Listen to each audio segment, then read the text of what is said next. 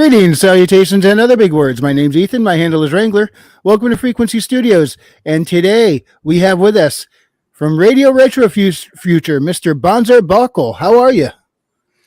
Good day. Thank you for having me. All right. And also with us today is the Lord Otter. Otter, how you doing? Hello. I'm doing just fine. Having some early Easter meals. Feeling pretty stuffed right now, which is not a bad thing. Good, then you're not going to break into my place and steal all my clam chowder. That's right. Not yet, anyway. So, Bonsart, you got a new active campaign going right now. That's right. It's a new steampunk-inspired book called The Casket Girls, which is something that I've been working on, actually, off and on, from the very early conception of my series, The Association of Ishtar. Now they finally have their own book, and they also have some amazing miniatures that we can talk about. Yeah, and an art contest. Well, deadline April 15th. So yeah, that's still valid, and an art contest. Yes, that's true. There is also an art contest. I need to promote that more, but we got that as well. Yeah. All right. We already even got some submissions for that, so it's already pretty amazing. Excellent.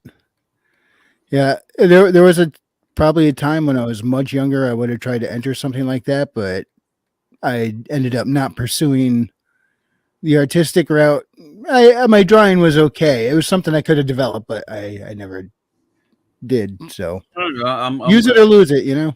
Yeah, well, I mean, for anyone who wants to participate, if I'm also making a lore series that to kind of like explain more the bigger context of the world itself. Like, for example, the topic of where does the technology come from, what we discussed before the show. And I am looking for any illustrations for that. Oh, I am commissioning artists for that at the moment. I'm looking for some new ones, in fact. Because Johan, who's made two of the three ladies in this image, cannot handle the amount of stuff that I'm trying to commission. So we are also working on the second issue of the Journey of Elysium, because he's now occupied with this project and another project. We have not really been able to get working on that. So I'm looking for some other illustrators to at least work on the videos, and if I enjoy our cooperation, maybe also future books, so Johan can focus on the comics. Nice. Oh, is that the title for cover for Casket Girls right there? Yeah, that is the basic version. We have two versions. We have a Becker only version, which is on the Kickstarter. And this is the basic edition for the Casket Girls, which is also a beautiful illustration with Marie and Gévaudan, as the machine on top is called, and CB3 Papite at the bottom. Is there any way we can get the other cover on screen as well? It's on the Kickstarter, and otherwise I can share it, I think, somewhere. Oh, hang on, I gotta reopen it. I went to select the tab and accidentally hit the X on that tab. That doesn't work out so well. Luckily, you sent me the link first thing. There we go. Beautiful. You got that on screen now? Okay. Yes. And it's a bit down. So we reached our first stretch goals. One down, almost there. There you go. There are the two versions, and the red one is the Becker version.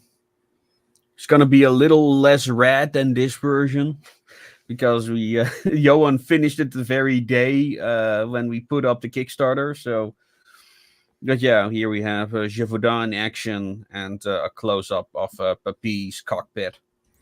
So Bonsart, Papy is the name of this machine, or is that the pilot? The machine is called Papy. Okay. So Bonsart, who is this lovely lady on the cover? On the red cover, that's Toinette, who in the second half of the of the story gets to pilot Pepite. And she's one of the Casket girls, which are basically female convicts who, in order to get their sentence suspended, join the International Penal Legion. For the full cover story about the Penal Legion, I'm actually working on 2 videos explaining that background. But the artist working on that flaked on me, so I'm now looking for another artist who's going to do the illustrations for me. Now, I may have found someone. He's now currently working on a thumbnail for a little filler video, which is going to be a re-upload of a story that people don't view anymore because of the YouTube algorithms. But that's going to be a thing. Yeah, the algorithms seem to have a lot of people pretty PO'd. Mm-hmm. Yeah, the algorithm is not exactly a force for good. Mm-hmm. And is this Toinette here on the other cover? Or is that? This is Marie. Okay. Yeah, and she's the pilot of a little bit of a spoiler, but she's gonna be the pilot of Gévaudan. So yeah, that's gonna be a whole story into itself on why that is and what Gévaudan is. Now I see the different designs in the machines. Like this one has a wide stance with the I got like a painted version of the miniature over here for a quick impression. So and the CB3 is like one of the first of its kind of quad pedal mechs that they're using. So it's a little bit bulky, it's a little bit clumsy, but people love the design, and I already have some ideas for like follow-up mechs. And for the people who would like to have one of these, the STL is available for self-printing on the Kickstarter. And you'd help us, make a lot more of these miniatures as well. That's amazing. We can now email miniatures. Yeah. And this is like the accompanying mech pilot. And we have a more action-oriented character of this now also available as part of our role-playing line of miniatures, which is going to be 2 sets of 3 characters.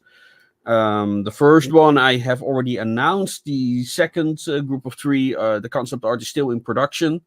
But the designer, the 3D designer, is already working on them. So that's I'm really looking forward to seeing those get made. Is there any details about the role playing system you could share with us? Yeah.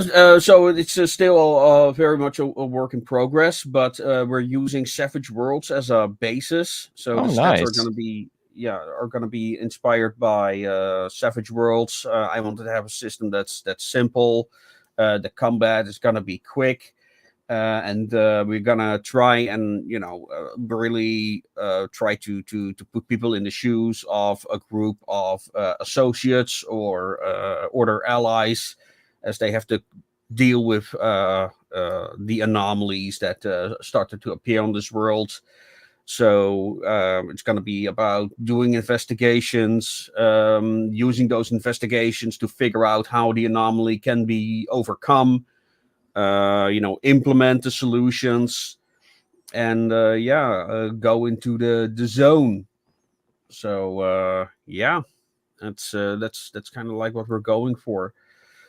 And we're gonna try and then make things as simplified. Well, not so much simplified, but instead of having to purchase every single piece of kit, instead what we want to do is like you're a specialist, you already have the tools to your disposal, and they can be augmented further with the presence of a support vehicle or a workshop.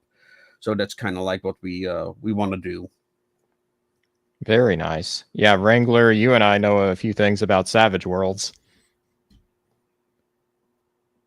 Oh, I'm on mute.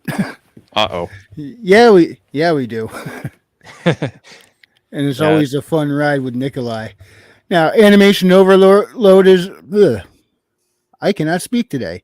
Animation Overload has joined us. Hail Animation and AC Pritchard. He says, "What's up, party people? Smash that like button." Thank you. I need to shout that out a little more often. Also, Star Fury. Hail the chat. I love the profile picture, by the way. Yeah, looks great. See, 5 minutes until party time. What's happening in 5 minutes? I think the party's already started. Was this all here before the show started? Because I wasn't seeing this earlier. I was looking over and the whole thing was blank. No, I think this just came up. Either that or YouTube's being a little screwy. No, YouTube would never do that. No, not in a million years. It's kind of what they're known for. So, bring it back to that art contest. You said you have a few entries already? I do, yes. I was recently on a stream which is called Drawn and Quartered. They have like a weekly contest of their own. Oh, is that With Mi- Chester. was that with Mike no, I'm thinking the wrong. Who's the one that Royce accidentally called Mark? Otter, you know who I'm talking about? I'm not entirely sure. Oh, Drawn and Quarter, was the host named Mike? Is he called Mike? I'm not sure actually, but the channel is called Chester. Oh, just called again. Let me see. AC Pritchard's asking Mike Miller. Yeah, that's it. I And thought then Drawn and there are Quartered a was one of lot his. administrators on that. Some of Yeah. I know that Iron Age Media is in their Discord. So there's bound to be overlap there, yeah. Yeah. At this point, I've met so many new people who are making things and channels, and I'm trying to remember who has what channel now. Sometimes it's just hard to keep track. Yeah. It's so much exciting things going on It right is. now.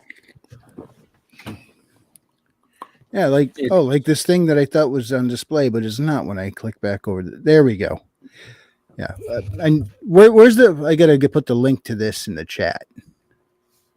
Yeah, the full link is associationofishtar.com/contest. Yeah.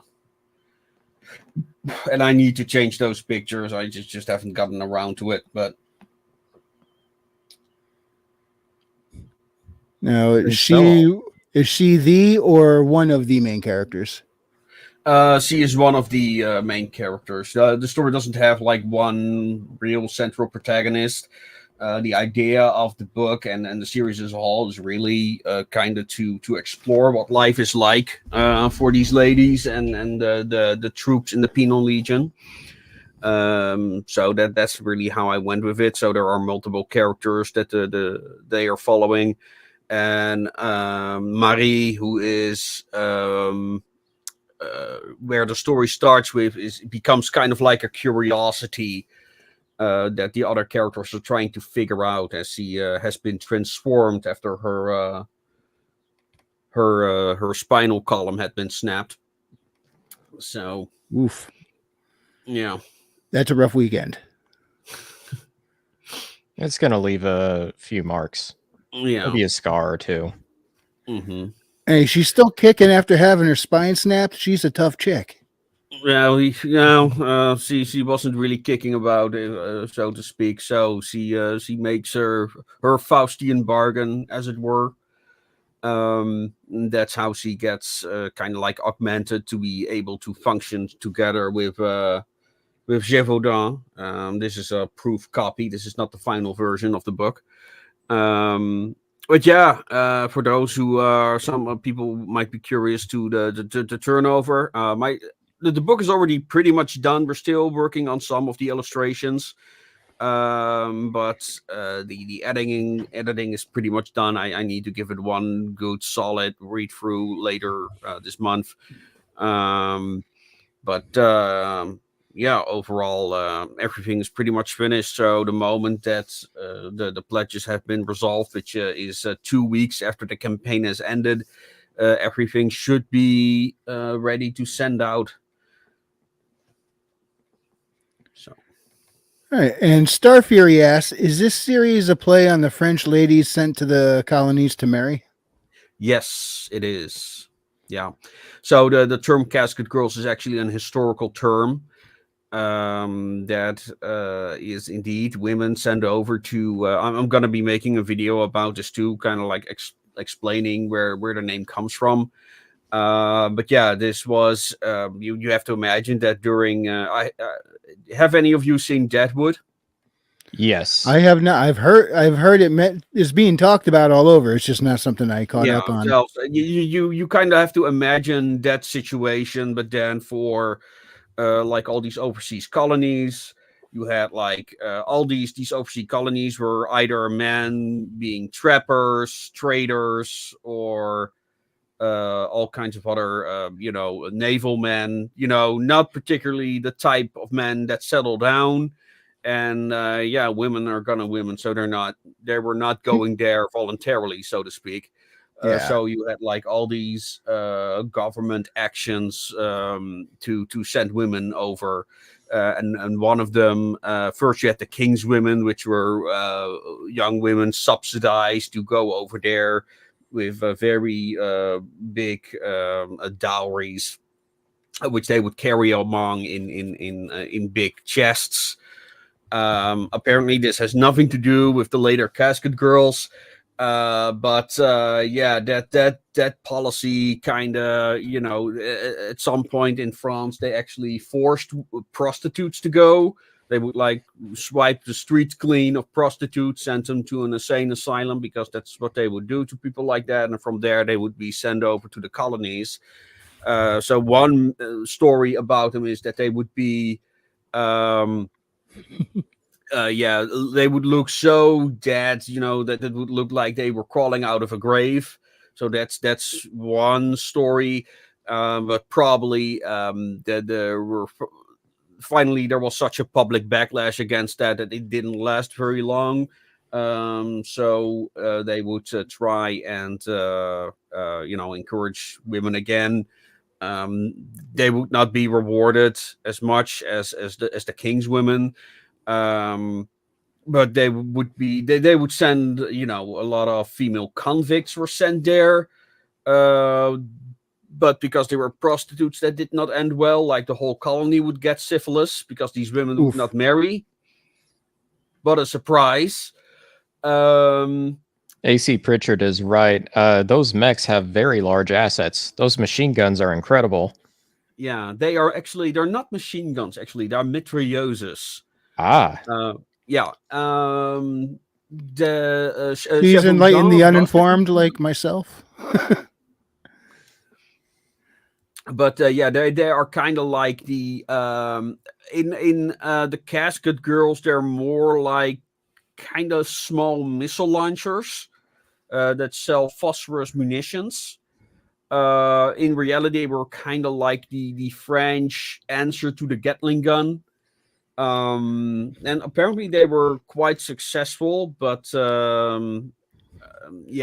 were used in the French-German War of 1870. So they shot bolts more than bullets, or? Well, they were kind of like a hand-cranked multi-barreled cannon. So they were more kind of like an evolution of the volley guns. It was more of a volley gun than a machine gun, but here it's more kind of like a volley missile pod. So it's more kind of like a variation of it. But I don't have art. Well, I kind of do have art for that, but they look more like miniguns. Actually, one of the original BattleTech artists actually made art for it, Eldon Cowder. Let me see if I can find that image real quick. But that'd be he cool. drew them accidentally Yeah. with miniguns instead of mitrailleuses. But Because that I've could never heard be of a mitrailleusa before. This is new no. information to me.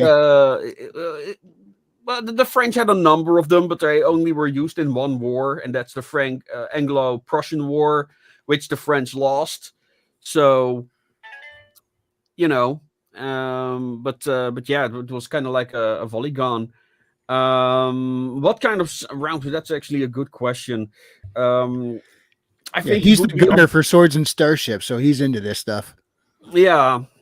I have not really described that. I kind of focus like what it is like on the experience for the pilots.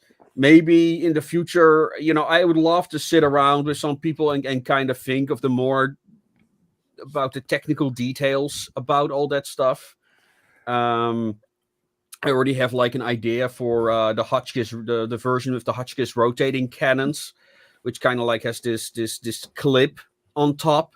And what I want for that particular variation of the CB3, that it actually has like these four massive clips sticking out of the roof to supply the thing. No, the Franco-Prussian War, they were not fighting the English with the mitrailleuses. I do know that the French equipped the Hotchkiss rotating cannons on ships, though. So maybe they have used those ones on the stuff. Here's the image that I was looking for. Let me share it with you real quick because it's a beautiful image. He wasn't happy with it. Share screen. There we go. So this is the one made by one of the original BattleTech artists. And he was not satisfied with it. I don't understand why, but Yeah, I don't understand either. we look at this and we're like, hey, cool. He looks at it and he sees every little tiny part of it very differently from the rest of us because he put it there, every little bot of ink, and how it's all interconnected. So there are probably things that will bug him forever that we will never see. Yep. But I'm very happy with this image. This is one of the first images of the CB3, and it looks amazing. So it seems that BattleTech was one of the big inspirations for this new series in association of Ishtar. What all would you say kind of like helped to bring the idea for Casket Girls into your mind? Like what kind of helped realize that for you? So how I started the series is I started writing short stories. All the bigger books I wrote were based on short stories that I included in special companion books. And in those short stories, I came up with something called Special Committee Entomologists. This became the designation that one of the groups used for Shossat. I should look that up. The Shossat, the worst machine gun in history. I need to look that up. I know I have seen them. I have inspected them. But I used the Hotchkiss machine guns instead on Chevaudan. But what did I? Oh wait, I know what the Chassa is. Yes, that's a light machine gun, I think. That the French used, and it had a bad reputation. Yeah, it wasn't particularly reliable. I think there were all kinds of reliability issues with it. Which if I recall, it was like a light machine gun that was kind of like pressed into service because of the problems they were having during the First World War. But I'm a bit vague on that particular history. That's too bad they didn't stack up because they kind of have a cool name. It almost sounds like Short Shot. Yeah, the strange circular clip. Yeah, I know which one you mean. Light support machine gun. So I had this idea for the special committee entomologists that became the International Penal Legion. and the idea was that they were they had two functions. One was that they would be using experimental weapons that other armies were not allowed to use. Long story, I have videos on that. But they were also sociopaths, because they would be used in containment operations that would require them to, well, contain areas, which meant that no one was allowed to go in or out. So yeah, it had to be personnel that had no qualms, shooting civilians. So yeah, it kind of struck two birds in one stone. Yeah, when you get the sociopaths in the enforcement arm, that it usually ends up in trouble. It's a bad combination. Mm-hmm. Ironically, yeah, well, that's where a lot of them love to go. Yeah. Weird, huh? Well, they also have bomb colors, so if they go, if they defy orders, they get their heads blown off. Oof. So they are also guarded by tirailleurs, which are basically colonial light infantry troops. And particularly the Senegalese were very notorious for their barbarity. So, yeah, that's also a history I included in there. So I've got, let me see if I have like an image I can conjure up real quick. But yeah, that's something that I also included in the art and in the story itself. Are the tirailleurs. Because the regular army, of course, does not want to be associated with the penal legion, which is going to be a theme in part 2. And it's almost like their whole purpose is there to be the fusible link in their lines. They are the disposable ones. Yeah. It's like if you survive, you get your freedom. Yeah, you get to live out your days in Cyan. I have not really made up my mind if they're allowed to go back to France. Probably not. But or maybe would they want to? Like that.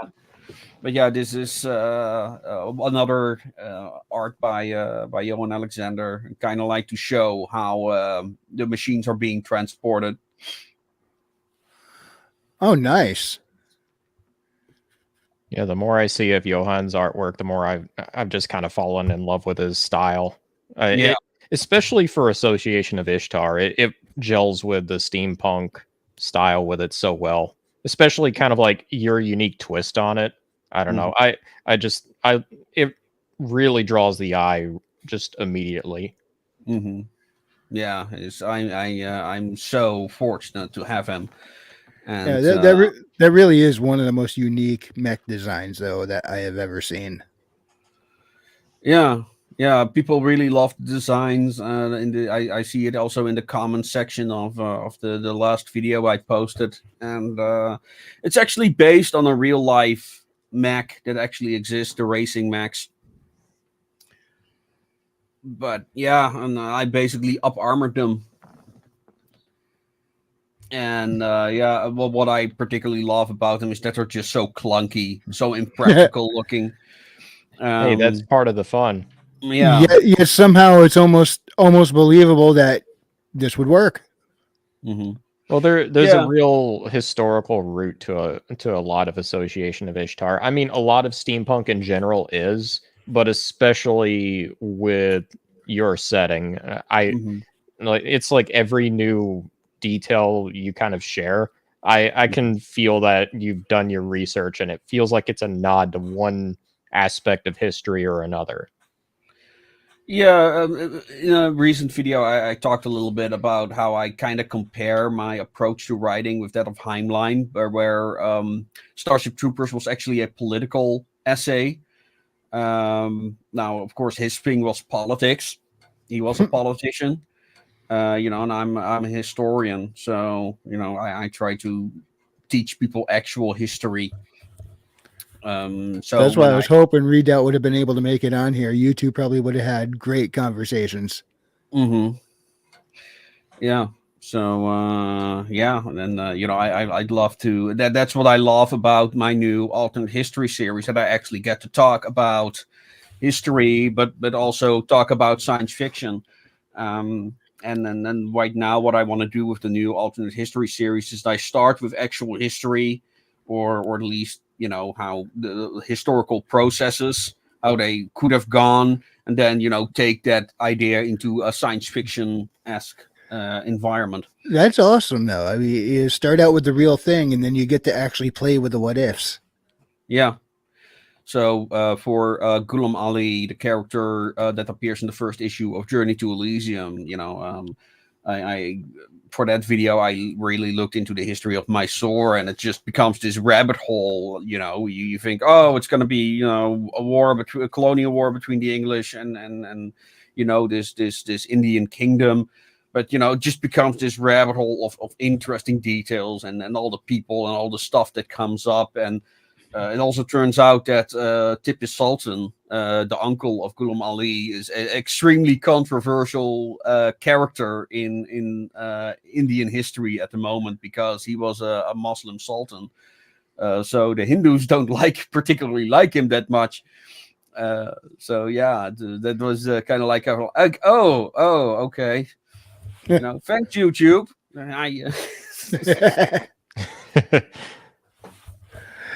Animation Overload, thanks for joining us. Have a great shift at work. Hope it goes well for you. Yeah. Hail animation. Happy Easter. Star Fury says, stop sneaking in real education. They'll cancel you. No. Oh, it's funny because in preparation for my Ghulam Ali video, I was like, okay, I need to get something off my chest first about colonial history. And that video still gets views, and I get a lot of reactions in there, like, oh, thank you for this, you really helped me, get some things into perspective. And because people truly believe, everything was fine in the Americas until white people came, and they just conquered everything. And in that video I kind of explain, well, this is how the real process of colonization went. And yeah, that's a lot more complicated, and quite frankly, it was a lot more interesting. It was a longer, slow process of back and forth between them, and they kind of both sides absorbed aspects of each other's culture bit by bit. I mean, where there were the big battles too, but then there was also plenty of towns and friendships between tribes and towns and settlers, and there was a lot of good. There's a lot, it's humanity. You have good people and jerks on both sides. But regular Bonsart, you can't fit that into a narrative. That isn't a story, No, but it's a nice backdrop for many other stories. It's too complicated. But for example, the idea of missile artillery was actually an Indian invention that was incorporated by the British.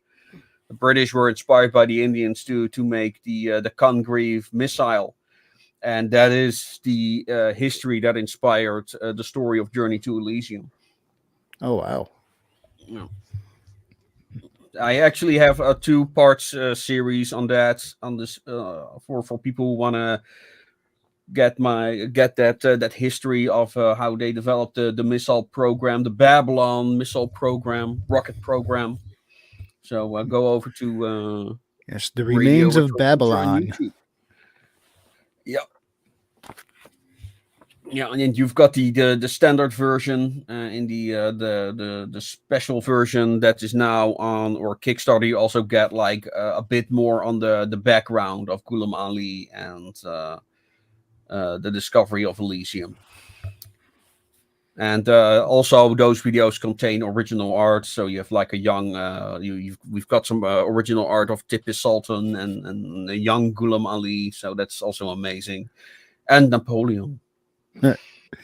Yeah, AC Pritchard said, for every 2 terrible first contact account, there is 1 wholesome one that doesn't get any attention. Nope. At least one. Yep. Yeah, but when I was reading through Journey to Elysium last week, I was sitting there going, there's probably a lot deeper references in here than I'm realizing. You're using certain names and stuff. I'm like, I think he's referencing actual historical events here, but I wasn't sure. I got that impression too whenever I read through it. Yeah. Yeah. Well, I mean, what I think is the most fun part about Elysium and how I write is that I try to write my books so you can just pick it up, read it, enjoy it, and stuff like that. But the more you read, the more you see the connections between the various stories and characters and all that stuff. And I think Nice. that's what makes it fun. You're actually conducting your own investigation. That's also how I wrote the original short stories, where I started on with. And yes, there are connections, but points like, oh, you know, that's the connection. And it's also fun to see that people make their own connections and their own theories because of that. Because I'm not saying that things are that way. I have unreliable narrators. I have people in my stories who are lying. Um, and yeah, people can make up their own minds and draw their own conclusions. And it also, for me, allows me to have some freedom to come up with ideas on the fly and say, oh, wouldn't it be cool if this now happens, and it turns out that whole part was nonsense. There's also a lot of nods I've kind of noticed. You'll make a few nods here and there to a lot of pulp literature or dime novels. I remember reading through Anwin, and there's a part in that where it feels like a very subtle reference to the shadow in a few different places. Yeah. Well, one of the themes that I kind of, and this is also a theme in The Wrench in the Machine, is the influence of pop culture, because pop culture in this era begins earlier. And a lot of and one of the most important things that a lot of people don't understand about what steampunk is, when you really look at steampunk, and why it references, everyone tells you, oh, steampunk, Victorians, but no one asks you why that is. And some will say, oh, it's the Industrial Revolution, but why is that so important? And for me, I think it's because it was the start of pop culture, and I think that steampunk in that regard is like antiquarians of pop culture. They're referencing to the Iron Man on the Prairie, Spring Heel Jack, Jack the Ripper, Sweeney Todd. They all became pop cultures in that era. And before that, yeah, we've got our medieval characters like Charlemagne, the Knights of the Round Table, King Arthur, but not. People don't consider those pop culture characters. They're mythology, they're legends. But the actual the origins of the dime nabbles and mass consumable media really starts in that era, where and also because of the increase in literacy. So in the medieval period, it was only the elite that really knew about the lore of King Arthur. The common man would learn such stories from bards in snippets and inconsistent stories. But it was the elite was really the only ones that had their own pop culture, so to speak. But in the Victorian era, with the increase in literacy, high and low, everyone listened to the shade audio drama in my world. So you get this kind of like weird egalitarianism in that regard. That people all start to consume the same media and can talk about that. So you can have like a factory worker and his boss like geek out about the shade, which is just their version of the thing. So and that's something very important for me to explore, and we'll get. And I'm glad you mentioned that, because that's something a lot of us never tend to think about, is everybody knowing how to read didn't used to be a thing. No. In fact, that I saw it kind of played up for a bit of comedy in a Chris Farley movie, Almost Heroes, where he was this big guy, but he could pretty much do anything you needed out in the wilderness. But he was trying to read a sign, and it ended up trying to teach him how to read. It's like he can do all this stuff, but he can't read. Once And upon that a was very time, common. yeah, once upon a time, literacy was a privilege and a sign of status. Well, even more interesting, people could read but not write. Yeah. That was also a thing. But when you also look at letters from that period, it will start with the sentence, to all who will read or hear this, because everything was read aloud. And people who didn't read aloud, so even in private, you'd read aloud. And I think it was St. Augustine. He was distrusted because he didn't read aloud when he was reading his books. And then it gets like this air of mystery, like, what is he reading that no one else may hear, so that's how do you level the playing field with max fighting indigenous people? Well, in my world, that has not happened, not yet. It will happen in the coming decade. Because the mechs are now exclusively used by the International Penal Legion. Long story. But at some point, I'm not sure how this will happen, but at some point, the mech technology, the battle frame technology will proliferate. And rather, this is done because those idiots didn't think of patenting that technology. I think that's going to be something that the French did not patent the technology, or were not allowed. So I think I think that's going to be one of the big things that, due to patents, a lot of technology cannot innovate. So there will be this stagnation happening at some point due to the law, as it were. The French finally made a good mechanical machine, and they forgot to patent it. Come on! I think I'm considering that's an L if I've ever seen one. Yeah. So I'm considering that it may be something like that. But yeah. So yeah, there's so much I still need to explore. Like recently, somebody asked me, based on the last video I posted, which is about the Congress of Vienna and the laws regarding the rifts that are appearing all around the world, because the rifts are like all these gateways to opportunities. So people are afraid that the balance of power will be endangered by that. So they make up these rules about that, and that's going to be the Congress of The Hague. But then somebody asked me after watching that video, well, what about the United States? And I was like, I don't know. So I have not yet made a decision on it if the United States has signed the Treaty of The Hague, which would mean they can basically do whatever the hell they want. So I would like to sit around with some people and really brainstorm about this because of the consequences. I don't know what I want to do with Japan, because I have this idea for Japan that it might be like that something went horribly wrong on that island before the Americans arrived there. So they enter like this hellscape as they arrive. And that would also open the things or something, because I would love to do, because I'm Dutch, I would love to do something with I forgot what that trading post was called now. Deshima, for those who don't know, was the only trade port through which foreigners were allowed to enter, and only Dutch people were allowed to enter there. So if you want to learn about Japanese history, you also need to learn Dutch, because that's your that's the only way you can learn about Japanese history.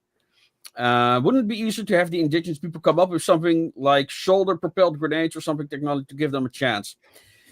Okay, so two things, and somebody else came up with this idea as well. However, here's the problem with that reasoning. They were already using Western weaponry. Yeah, because this is mid to late 1800s is happening, Yeah. right?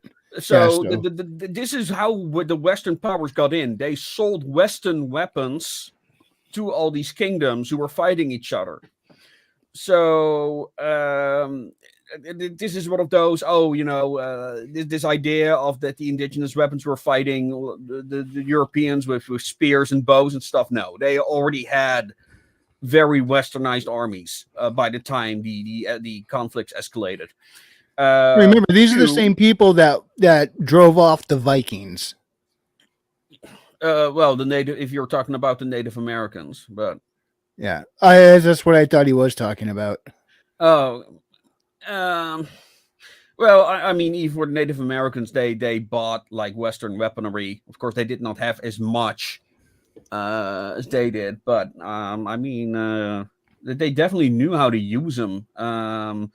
Another fun, I mean, for example, the Apache. They adopted the horse without just making contact with the Spanish, and the Spanish were like, "Holy shit, these people are better riders than we are."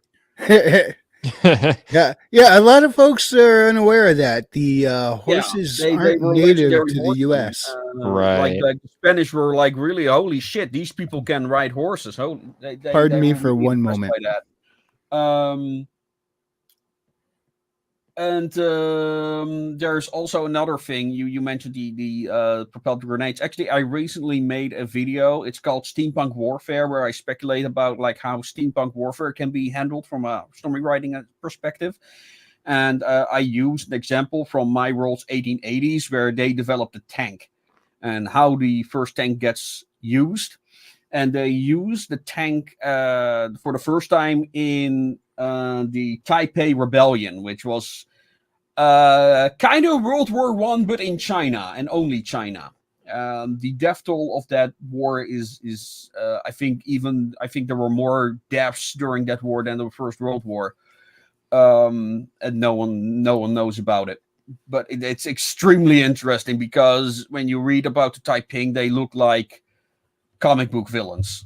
It's like ridiculous. They have their own Christian religion, and it reads like a fantasy kingdom. It's extremely interesting, and in my world, the Taipei keep going on due to reasons. They still exist, and they become like this Christian technocracy. So And from that chain of logic, do the tanks in your world develop differently because of that? yeah, though in this case, I did use inspiration of the FT-17. Ooh. You're kind of like now asking me to probe my memory because I do not exactly remember the story that I wrote for that video. But I do remember that it was a tank designed by Peugeot.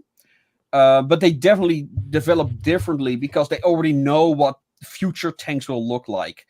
So things like the Mark One and Mark IV tank, yeah, they might do something like that because it might be a better design against like the monsters they're fighting. But that's one of those things I would love to have a sit down with several people. Like, okay, how can we approach tanks in this setting? Because I'm not like, yeah, rotating turrets are great, of course, and that's also something that this tank will have or has. I actually gave it a sketch that's included in the video. It's called Steampunk Warfare, where I go through the entire process of my reasoning and stuff like that. It's also likely inspired by the Renault FT-17 because I just love that design of that French little tank. But they're also not called tanks because I don't know if you're aware, but the name tank was actually a reference to the code name for the project, which was water tanks for Byzantium.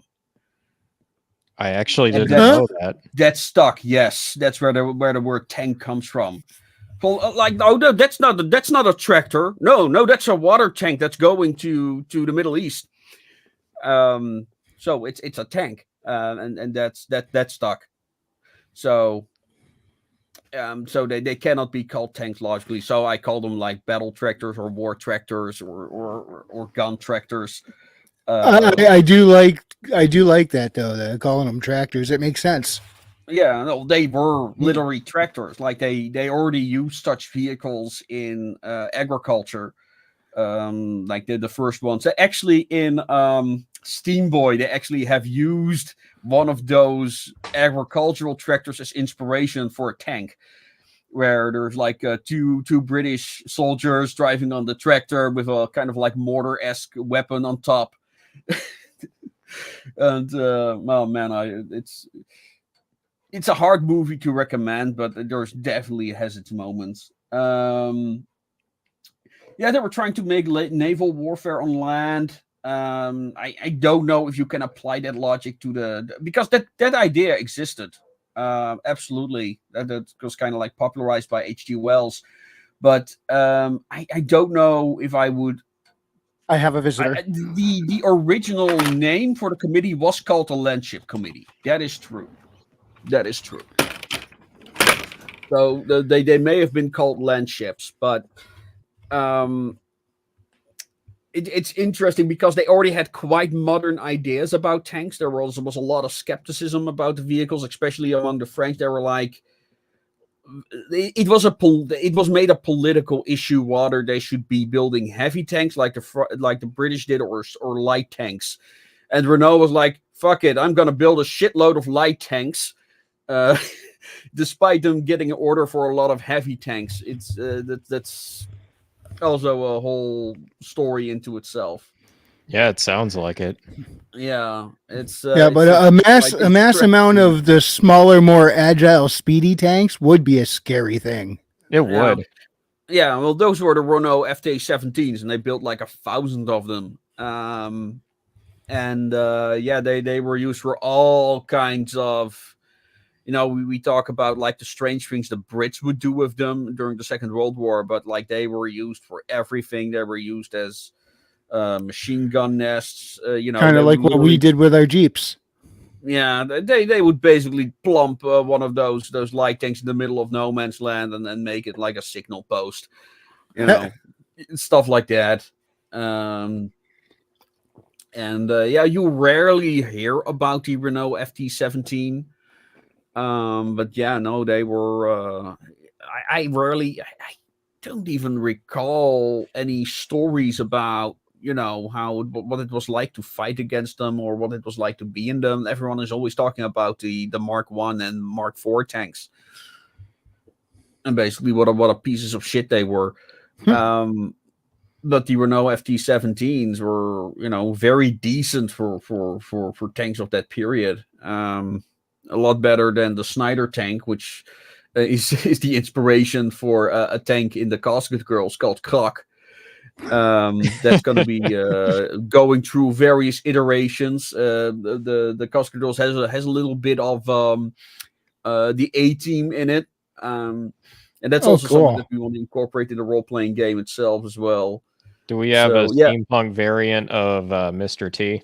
Yeah, I had an idea for that, to do that with Enwin, where she comes across like kind of like a leprechaun-esque people in arcology that are heavily inspired by them. I actually posted a story about that.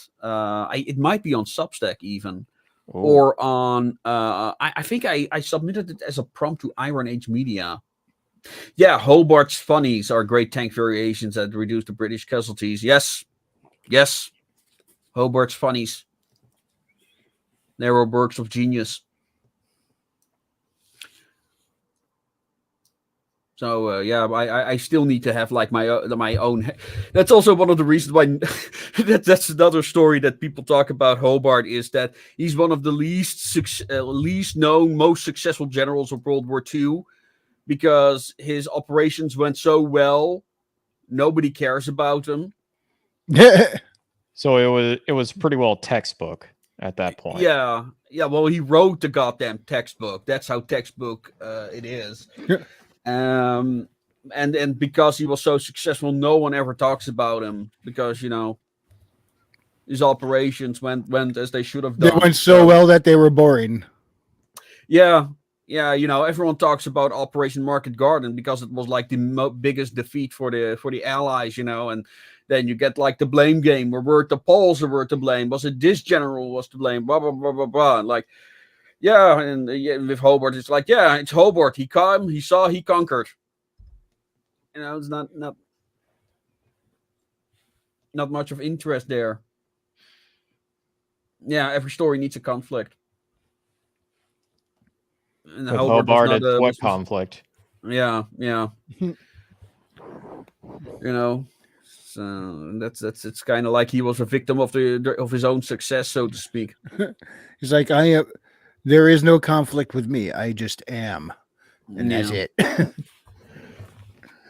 Godarian and Rommel kept Hobart's book by their bed. He invented the Blitzkrieg. Oh yeah, that's another one. Yeah, that Hobart actually invented the Blitzkrieg concept. I did not know that. Now that's an interesting artifact of history. Yeah, well, yeah, Rommel is one of those highly overhyped creatures, but the moment that Montgomery took over command in Africa, he lost every battle.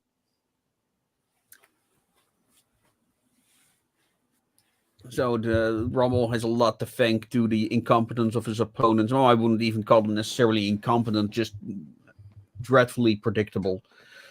That's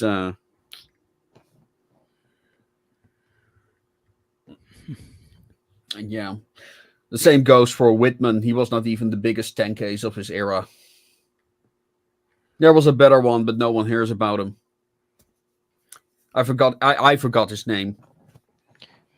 So, Bonsart, with Casket Girls, who is the villain this time around? I know we got a bit more of a taste with it, with a Grain story and Bound for the Sticks, as well as Anwin and Journey to Elysium. So, what is the actual source of the conflict this time around with the Casket Girls? That's an interesting question. Again, it's more exploration of what life is like in the Penal Legion. So let's see, yeah, they go on you follow them basically in 3 missions. I split the story up in 3 parts. Every part is a different mission where they encounter aliens who create their own forms of obstacles and hazardous environments. So that's not necessarily the bad guys. They're just animals doing their thing, really, which is just really intrusive and probably very dangerous to mankind. So they're not really antagonists, but more like the obstacles. They're more like a force of nature. Yeah, they're forces of nature, and that's kind of what it is about. So it's more the themes are more about the futility of fighting these creatures, as these man versus society, man versus nature, man versus the unknown. All I mean, in the Rage in the Machine, there is a clear antagonist. There it is clearly the Second Lights, but it was the first book in the series. I wanted to be have a bit more of a black and white vibe to it, to ease the people into a bit more of a familiar story structure. But in Bound for the Sticks, it's, I mean, yeah, there you arguably have the blue folk, but again, the blue folk are more a kind of like a force of nature, as you say, and the same goes for the Casket Girls. So it's more, the Casket Girls, in particular, Toinette and Bernadotte. They're criminals. They don't really have anything. What do you do when you survive every operation? Then what? You get free. Then what? Now Bernadotte kind of has a plan of what she wants to do. Toinette has none. And in the next book, I want to go into more on why these women are convicted. Now, people who are familiar with prison tattoos can already kind of guess what happened. But but yeah, it's more for more of a thematic tale than a fight, with a clear bad guy. So I So almost get a bit of a Starship Troopers vibe from this a little bit. yes, that's what I mentioned. This is also the example that I used in my last video, and I want to introduce a more of a bad guy in the next book. Or the third book. I'm kind of like still dabbling with that on how I'm gonna progress, because I have like an idea where I want the story to end, and it ends. I want it to end that the kind of, if you want to make a comparison to BattleTech, what I want, and also for the role playing game, is that are all these Casket Girl companies start to exist of freelance mercenaries who are hired to contain all these threats, because they're so numerous. Central control is no longer possible, because everyone is like, no, my problem is more important than yours. So they like the demand for like privateers becomes increases. So that's kind of like where I want to go. And it's also kind of like a bit of a redemption story. I want to have like a redemption story for Toinette, where she kind of like goes into a very different connection, and another faction in the story gets introduced, which are the Knights of Avalon. And yes, they're just as corny as the name implies, really. A bunch of larpers. That sounds fun. Yeah, they're kind of larpers in heavy armored power suits. I've got some art for them in the on the Kickstarter page. So it was also kind of like exploration and preparation for that, because I want to give them their own book. And whereas the Casket Girls are these criminals just fighting for their own sakes, and then you have like these knightly guys who are fighting for something greater, who want to find purpose in this changing world where all these anomalies and monsters start appearing.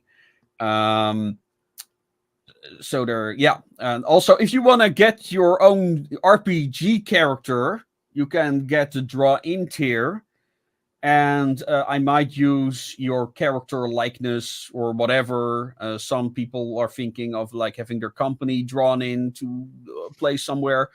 But yeah, you can have your own RPG character included in the game in the future. That's cool. Yeah, it's really neat. There's another thing that kind of caught my attention with Casket Girls. So this is a bit of a point of contrast compared to your last few stories you've kind of put out.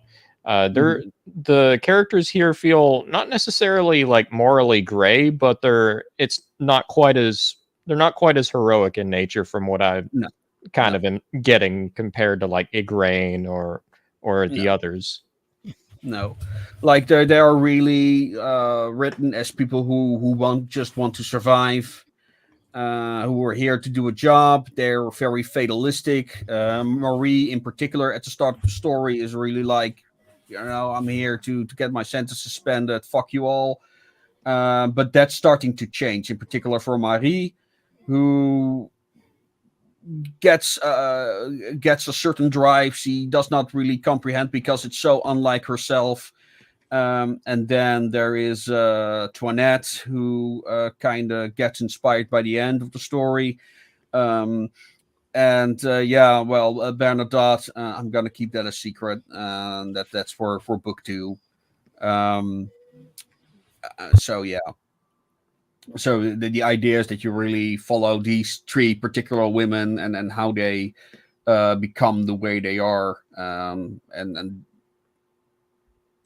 and I'm still like pondering the exact direction of everything. But because Gévaudan is not like the other CBs, so to speak. There is something very peculiar going on there.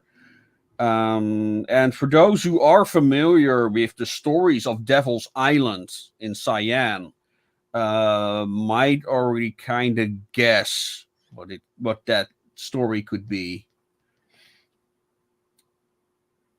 I am not familiar, but yeah, I'm sadly not. No, wait, no, I am. Oh, Okay, it just hit me. No, I see. I'm getting an idea of where this is going. Oh boy. So yeah. Yeah, you just unlocked part of Otter's brain. Yeah, just a little teensy bit. I also, as someone who actually read through the first volume of Casket Girls, I'm really curious to see what happens with Bernadotte. Uh, there's a few questions left by the end.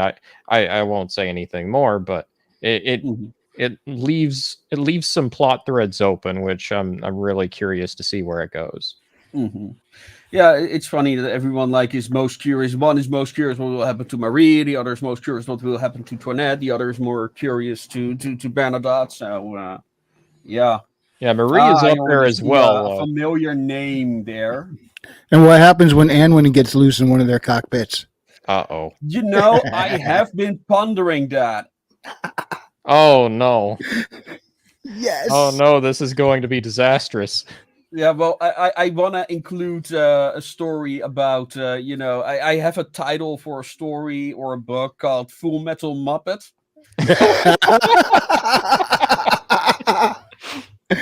Oh.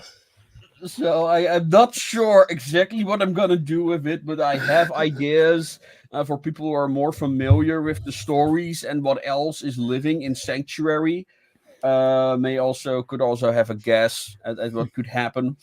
But yeah, there are a couple of possibilities I have open for me that I can incorporate either with existing short stories that have not had a rule in any of the books yet, or things that are already in the book. So yeah, I'm kind of waiting for the right moment for things to connect. That's also one of the reasons why I'm working on multiple books at the moment to kind of like figure out, oh, how can I fit all this in, because I want to dedicate one book to. I'm thinking of doing a series of books that are not don't have the same subject matter, but are narratively connected. Um, which we are probably going to be Dragoon, Nictolar, and something else. And that kind of like culminates in the final book of that little series where these three books kind of come together into one epic adventure. That's a recent idea of mine. I'm thinking of calling that series Association of Ishtar Awakening, which is going to be a direct sequels to The Wrench in the Machine, because certain events happen at the end that has massive consequences that should be explored. But it will then also explore like some other factions that people really want to know more about, such as uh, um, the Airborne Dragoons. People really want to learn more about the Airborne Dragoons. And the Association of Ishtar series, that is your main line, correct? Yeah. I'm kind of cheating there with Enwin, but Enwin is a direct sequel to Bound for the Sticks, so. But it's gonna be eventually its own series. But I'm currently talking with Critical Blast, and they're in the process of republishing all the books under their own name. So this will all change. All my reviews so far will disappear, unfortunately. Fortunately, infamous infamous reviewer of what is it? Is Virtual it Pulp. Geo? Geo, yeah, he said some very. Yeah, he said this was the. He said what did he say about the Wrench in the Machine? The future of world building, something very elaborate like that. I forgot, but I Speaking don't know, of but if anybody says anything like that about your world building, that must be a damn good feeling. yeah, it's usually a good sign. Speaking of Wrench in the Machine, I need to get around to reading that one myself. It's the one book in Association of Ishtar I haven't checked out yet. It's sitting over there right on my shelf, actually. Uh, oh I dear. it needs to be the next review or two I set up. I got about one chapter in, and I ended up getting caught into two projects, so I have to read those books. I'm trying to get into this one, but scheduling and just like I also finished the audiobook of recording that, and I'm like, oh man, I really need to get back to rewriting that at some point. I'm now also working on a Dutch translation. So I can try and get a Dutch publisher involved in it. oh, you don't have them in Dutch? I don't have them in Dutch. I'm kind of surprised. I figured you probably would have had them written in Dutch first before No, English. no, I have not had the time to do it. Fortunately, since I started writing, ChatGPT has really improved with its translations. But yeah, I'm not happy with the prose in The Wrench in the Machine.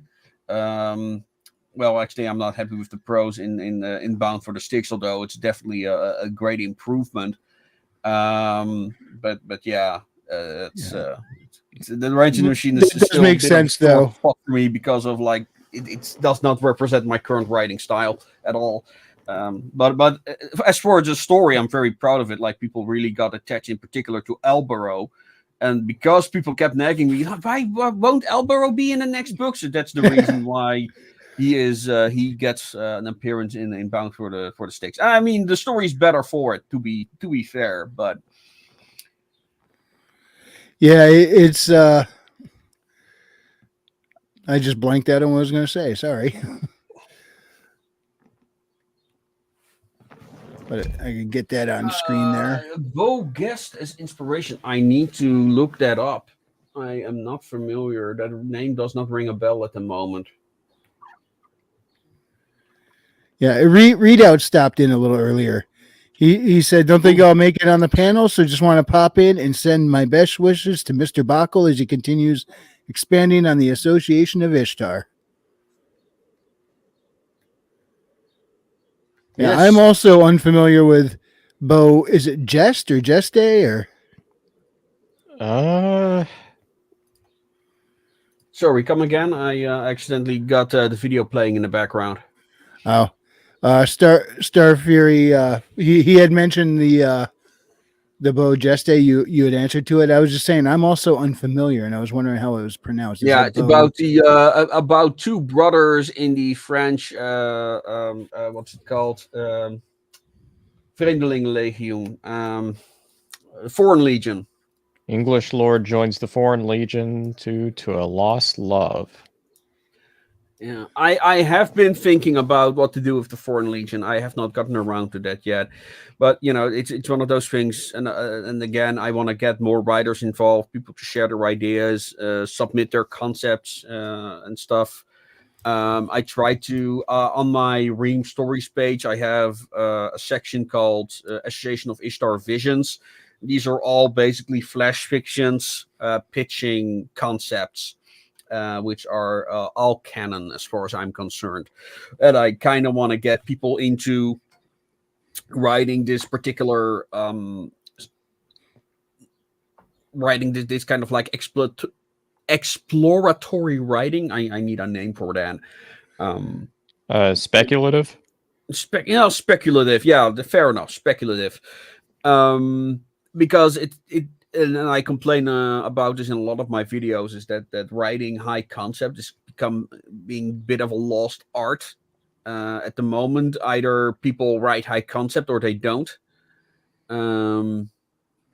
Yeah, I've kind of noticed something similar as well. We get more than a fair amount of, it feels like subversion and deconstruction, but there's not a whole lot of real experimentation going on, seeing what's really possible with storytelling, especially with all the tools we have at our disposal, where we are culturally and as a society. Yeah, it I agree with you. It feels like a lost art form in a lot of ways. It feels like we're just starting to rediscover it. You know, I blame BookTube for this in part because, you know, everyone is always talking about, you know, the hero's journey. And now there is this idea being strung around that, you know, every story must write the hero's journey. And it's so frustrating. I also think of Save the Cat, and Save the Cat has its own specific purpose, but it often gets misrepresented. oftentimes it's treated as a guide for storytelling in general when it's really not. Well, what is Save the Cat? I'm not familiar with that. It's a moment in the story to endear you to a character where he does something selfless, Gotcha. especially if he's someone who didn't want to. What was it? Dustin Hoffman? Was it Al Pacino or Dustin Hoffman? The movie Hero. It was this guy who didn't want any credit. He didn't even want to do something, but he just kind of. It was kind of weird. They used Save the Cat as a premise for the whole movie, where he did something heroic, saved a reporter's life, but he was kind of a. He's like, I don't want to deal with people type thing. So he let somebody else take the credit and stayed in the background. Well, Save the Cat is really good for movies because it's a screenwriting guide. That's specifically what it was made for. And the premise is if you want a hero that's likable, you show a scene where they're saving a cat. If you want an antagonist who's really unlikable, you show a scene where he's kicking a dog. Yeah, kind of like in Captain America, how he jumps on top of a grenade. Yeah, exactly. Yeah, but it's not just that. It's not just high concept. It's beat for beat, kind of like what should be in a lot of screenplays, and it's become like a really it's almost like a holy Bible for like screenwriting in Hollywood in a lot of ways. Yeah, well, I mean that's my whole problem with the Avengers films, like how formulaic they are. But it's all like hero's journey. It's all that same thing. Okay, can I elaborate on high concept? So, okay, well, how high concept often gets explained to people is that it is about what if this happens, what if that happens. All horror movies are high concept. Serial killer enters a middle class neighborhood. Serial killer, stalks people at a holiday camp. Zombie apocalypse. What if zombie apocalypse? So all horror, all comedy is high concept. A guy goes to the doctor. 3 people walk into a bar. That's all high concept. But also science fiction. To boldly go where no man gone before. I always use the example of Heavy Metal Magazine as there's a lot of speculative fiction going on in there, a lot of high concept art. Yep. That's correct. It doesn't necessarily mean it's satisfying as a story, but it means it's mostly exploring ideas. Yeah, exactly. But for me, for the Wrench in the Machine, it was like, what if a normal inspector that's completely focused on everyday affairs gets introduced to the world of rift containment, and gets confronted with all these alien strange concepts of I can walk into other worlds, like what. So, and this is in my last video. I don't really write protagonists. I did not do that for the Casket girls either. It's like, what if you are one of these women that has to drive these mechas into combat, fighting all these alien creatures that no one ever seen before, and kind of like the horror that is that experience. So it's really as you say, exploring. I say, it's about. You're in a room with a duck. What happens now? So it's pretty much what happens when we mix these two concepts. I feed them the bread and try and keep some form of groundedness to it. Yeah, but what happens if you feed the duck the bread? The bread, as you say. Yeah, stuff like that. That's the wonderful thing about high concept is that you can't just say, well, what if? Okay, well, what if a clown and Conan team up? There you go. I don't know. You said clown, and I went no. Clown and the Carnivarian. I'm hoping to see Conan turn on the clown. Yeah. I hope so. That would be great. Versus battles, Conan the Barbarian versus Cyphus Kane, or just So high concept is pretty much all nerd discussion.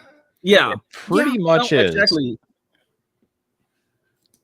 Basically, that's why most, and that's kind of like the problem where Star Trek Discovery, for instance, that's written by people who do not understand high concept, where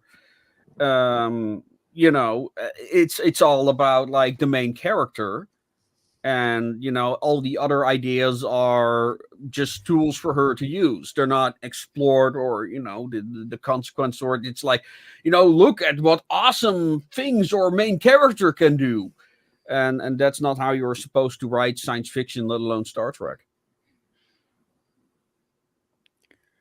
Yeah, The there's Who also Woodman also works. Yeah, that's a great example of high concept writing. It's very simple actually, but it's the execution is hard. That's okay. Chewbacca versus Harry from Harry and the Hendersons. yeah, yeah. I would pay money to see that. Yeah, but if they started fighting and they started wrestling, we wouldn't be able to tell where one ended and the other began. Haven't they done that in Celebrity Deathmatch or something? They did Bigfoot versus Loch Ness Monster, and it was like a one shot. It was like no contest. Nessie just swung her tail and smacked Bigfoot in half and called it, because she's a big dinosaur. There you go. Yeah. Star Trek writers don't even understand writing in general. Yeah. Well, if we can wind back the clock pre-2009, that would have been another story. But nowadays, yeah, it does. There's just, I mean, people have pointed out all the things missing from current Trek, but there's just something there that this ethereal something, the spirit of Trek ain't quite there. It's kind of like Bonsart said. Star Trek writing has a lot of high concept ideas in there, and it's right around 2009 where I don't know if that was the defined point or whatever, but that's where I noticed that a lot of that left Star Trek. Well, 2009 was the Abrams Kelvin timeline. Yeah, that's when that started. And the most speculative aspect of that movie is that there's an alternate timeline from time travel. This has never been done in Star Trek before, I swear. But I do appreciate the fact that they made clear in that right off the bat that they are on an alternate timeline, so they're not screwing with previous canon until they went back and later and screwed with previous canon. But luckily we have Association of Ishtar to take the place of things like that when those writers can't figure out what they're doing anymore. Man, wouldn't that be something? Now, I mean, I already got people telling me like that they dreamt of a movie like that, and it's like, okay.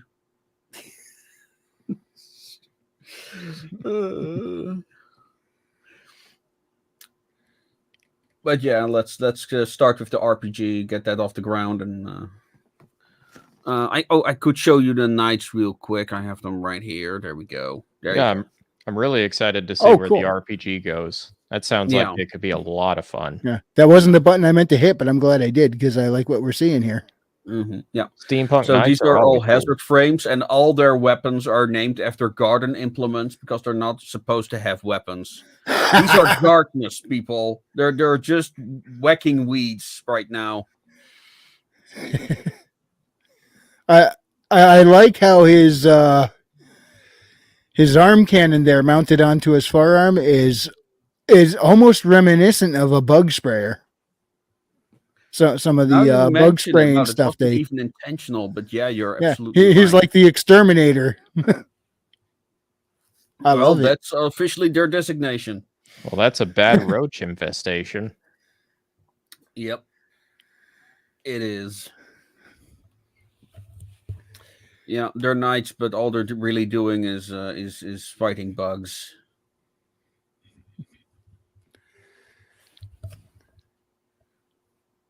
AC Pritchard says, "Amen." I'm not sure. This is going to be Helldiver for free, folks. Even taken out of context, I'll take an amen to the bug fighting. We could all use a little bug fighting. Mm-hmm. Now, all I could see is the propaganda commercial from Starship Troopers where the little kids come out and step on the bugs going, "We're doing our part too." Would you like to know more? No nuking the Star bug Fury hole. says no nuking the bug holes. There is a funny little story kind of like centering around the difference between the novel and the movie for Starship Yeah, Troopers, but yeah. that's an aside. I won't. I'll spare the details. Mm-hmm. Yeah, I listened to the original book and seen the movie, and yeah, they're not really alike, but I mean, it's I thought Van Hoven read the script, recognized himself as one of the bugs, and was like, I hate this book. I enjoy both the book and the movie for entirely different reasons. I almost consider them like two separate entities at this point. Well, from what I've heard, people who discuss the difference between the two, they pretty much are like they lean into the parody isn't the word. What satire? That's it. They both lean into satire of the situation, but in different ways. I think It's really the movie is really an enigma to me because what they're showing clearly is not fascism. So I'm kind of like very baffled. Like if the writers did understand what Heimline was trying to do and were like able to smuggle all that in, and Van Hoven is just so that he does not even realize what he. I wonder if something like that had been going on because it seems like the writers had far more insight in Heimline's work than Van Hoven did. From what I've learned, it sounds like a lot of the people who actually worked on the movie were big fans of the novel. So my guess is it was only Heinlein, not Heinlein. It was only Van Hoven, Verhoeven yeah. and certain others who thought that way. It wasn't Yeah. everyone. That's the Now- impression that I got. Yeah. I've never read the book. I did see the movie, and I'm one of the oddballs that didn't quite enjoy it so much, and I still to this day can't tell you why. All the elements are there. It's a good movie, I no doubt, but it just seemed like the overall thing was missing something. It had an emptiness to it that I still can't define. I think it's intentionally empty, but it doesn't necessarily work the best on its own. Yeah. Yeah, I AC mean the characters were intentionally made vapid and superficial. So yeah. Perhaps AC Pritchard said, follow-up question about the bugs. Are they fascists? Furthermore, how do they feel? They're communists, so they don't feel anything. Are they I thought they were a perfectly hive evolved? mind. Are they Yeah, perfectly well, evolved? that was Heimline's metaphor for communism.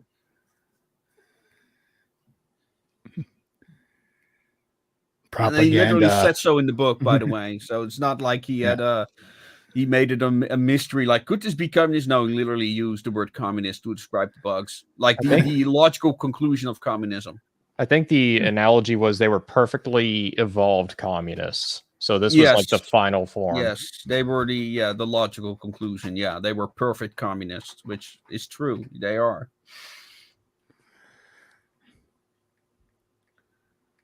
So do your bugs a hive mind, or do you not want to say yet? The bugs in the in the story. Yeah. I'll leave that to the reader's interpretation.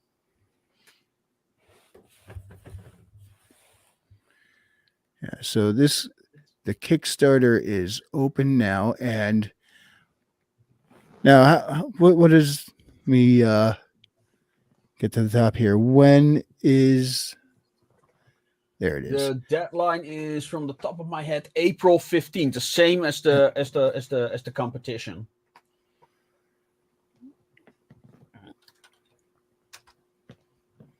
Okay, I think it's got stuck in.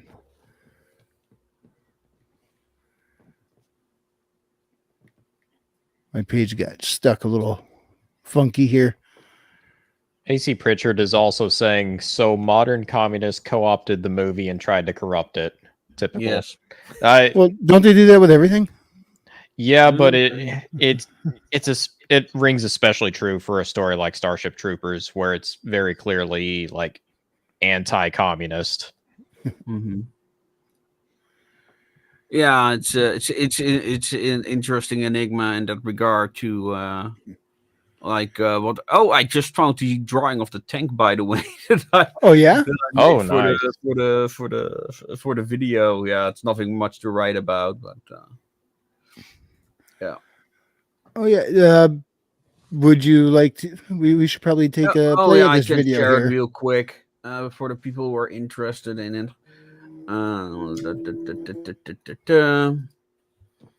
There we go.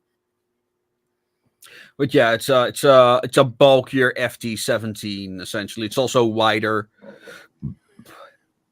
That looks like a good tank for handling business in the woods. Yeah, the idea is that the reason why the wheels are that high is because it actually had to drive through the Chinese rice fields, because that's where they were deployed for the first time. So that's the reason for that.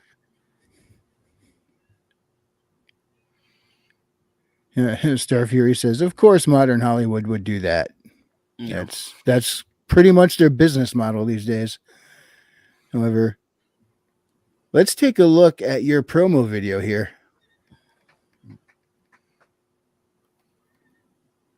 I should This probably is turn the on the latest. volume Yeah, first. that explains the history of the mecha. Yeah. All right. Now, hopefully, StreamYards allows us to play this without an issue. I know their sound can get funky. Let's see how it goes. Radio Retro Future. This is Fitzgerald H. Bendelsmith here to tell you about the latest installment in the Association of Ishtar book series, The Casket Girls, that is currently on Kickstarter, and this highlight a quick overview of its most iconic steampunk mech, the CB3. By 1850, it became obvious to the powers that be that in the battle against the Weird Beast, conventional weapons used by national armies would not suffice. They needed weapon systems that were far beyond the expertise of the military-industrial complex. One of these weapon systems were the chassis de bataille, or battle frames for Anglophiles. By 1872, this one-seat automaton was exclusively used by the International Penal Legion. The CB series of battle frames are the first line of quad-pedal infantry support systems that are still somewhat limited in their mobility. Its wide torso, however, makes it suitable for train transport while also allowing room for various types of weapon systems. It has multiple configurations, like these 4 multi-barreled mitrailleuses, 2 flamethrowers, 4 Hotchkiss revolving cannons, and there's the more utilitarian versions that carry large spotlights. To improve its stability and accuracy, the CB3 has tusk-like stabilizers in front that also have an emergency detachment system. Due to its experimental nature, redesigns and field modifications, the idea of a standard CB3 is laughable. As a matter of fact, its pliability is one of its biggest advantages, thus stalling the introduction of a worthy successor. A new competitor, however, has just appeared at the scene. Dun dun dun. Yeah, that's cool. We get to see both versions in that video. Yeah, it was an experiment to see, because the trailers got such attraction. I was curious if I could repeat that success. And because the art for the other video is not done yet, I was like, oh, let's see what happens if people are more interested in watching these 2-minute clips rather than the half hour or 50-minute lectures that I'm doing now. So. Yeah, so sometimes you put things in a nice bite-sized chunk. It gives people a chance to just digest that bit of information and let it really kind of sink in there a bit better. Sometimes, Sometimes. Yeah, Most of the time, it's true. Yeah, well, I already gained 3 subscribers since I posted it, so That's awesome. Yeah. Star Fury says the growth vibes of the channel- Renault FT tank. Actually, the growth of my channel kind of like exploded since I've been posting the trailers. So yeah, for the first time, I gained more than 100 subscribers in 28 days. So that's new. Hell yeah! And for those who aren't subscribed, a link to his channel is in the chat or in the description. But I will put one in the chat as well. It looks like Tim Allen just joined us. What's up, Tim Allen? Hail, Mead good sir. man. Good day. And Star Fury says, by the way, the Renault FT was a pile of garbage. Renault isn't. Yeah, there were no FT. They're cars too, right? Is that the same company? Yeah, they are a car manufacturer. Peugeot is too, by the way, but they started as a company making metal strips and bicycle parts. No kidding. Yeah. But Peugeot is a very old company. It's I think it exists since the Napoleonic era. Oh wow, Yeah. that is going a ways back. Yeah, but they were originally making components for other fields, and that kind of like developed into bicycles and eventually cars. But yeah, here they started building, in my timeline, they started building tractors very early on. So that's how they got to work on the first tank design. Yeah, another company that goes way back that people don't realize is Nintendo. They were in the late 1800s when they formed as a company. Wow. They manufactured playing cards. Of course. So, yep. The going into gaming makes sense, right? Yeah. So I've seen this thing going around the internet saying it's technically possible to be appropriate to canon to say Dracula played Nintendo. Mm-hmm. Because before Dracula died in the book, Nintendo already existed. So if he ever played cards, he may have played When did Nintendo. you say it got started? It was late 1800s when Nintendo started. Late 1800s. So it could actually exist in my universe. Yeah, I think it Oh. was 1890. So I think Nintendo actually formed as a company and started making cards like 2 years before Dracula's canon death in the book. Wasn't Dracula like 1902 or something? I thought it was 1898 or something. I looked it up and now I can't remember. It was 1889. That was the founding of Nintendo. So yeah, that's something you could play with. Yeah. That's kind of in the ballpark time range, right? Yeah. It's a bit too late, but it's not impossible to be included in later books. But unless I decide that Japan is going to be a post-apocalyptic setting, so As long as they have Nintendo. yeah. Apparently, Well, I mean, Nintendo it's not. Battle They Mechs. could have originated in Deshima then. And see, yeah, I'm getting to that one. That Star Fury there, Nintendo Battle Max. I love that. Oh, that does sound nice though. Well, maybe they're gonna go for kind of like what's that called in BattleTech again? The gladiatorial arena planet. When the Nintendo seal of quality has a whole different meaning. Now you're playing with power. Yeah, but it's still not Nintendo Ultra Cup power. quality though. Yeah. But that's a lot you have to consider when you're doing an alternate history. Wait a minute. If this is happening over here, that means that would have happened there, which would affect this coming into existence here. Yeah, that's why I'd like to have a sit down with some people for potential ideas for what to do with the United States. Tim Allen says, Mead power. I do get like an appetite for mead at the moment. Yeah. I have never had mead. I'm going to have to change that one day. All I got is Duke John or Hertog Jan, the legendary Pilsner from the Netherlands. And that's almost gone. Dr. Robotnik is actually a battle mech designer. Technically, that is true. That would explain the urban mech.